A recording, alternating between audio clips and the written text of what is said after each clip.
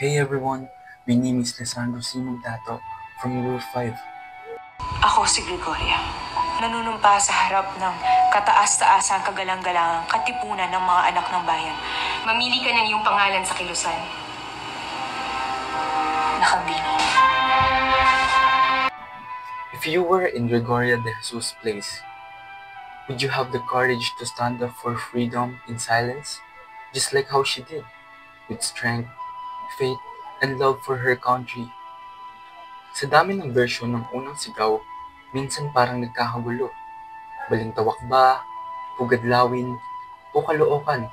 Pero para kay Gregoria de Jesus, ang lakambini ng katipunan, hindi lang ito tungkol sa lugar o petsa, kundi sa tapang at sakripisyo ng mga taong nagmamahal sa bayan, tahimik man o hayagan. Sa kanyang salaysay, ipinakita niya ang isang revolusyong hindi lang puro sigaw, kundi puno ng takot, pag-ibig at pananampalataya. Habang si Andres at ang mga katipunero ay nagtitipon sa kabundukan, si Gregoria naman ay naglalakad mag-isa sa gitna ng dilim, tinatakasan ang mga Espanyol. Wala siyang armas, pero ang tapang niya, sandata na hindi kayang talunin ng kahit anong hukbo. Kung iisipin, mahirap yung ganun. Lahat ay nagtatago, lahat takot, pero siya hindi tumitigil.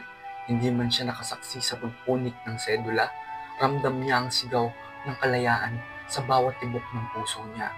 At siguro nga, hindi mo kailangan sumigaw para masabing lumalaban ka. Minsan, sapat na ang ating mga paninindigan.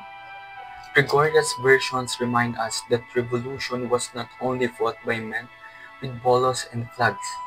It was also carried by women who chose to be brave when silence seems to be safer.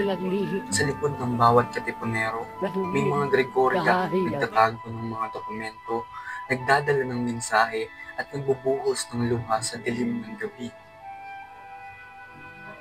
Her story teaches us that courage is not always loud. Minsan ito yung lakas ng loob na magpapatuloy kahit mag-isa. Yung paniniwalang may saysay pa rin lumaban kahit walang nakikita. In every silent act of courage, in every rise, despite fear, lies the true spirit of the first cry.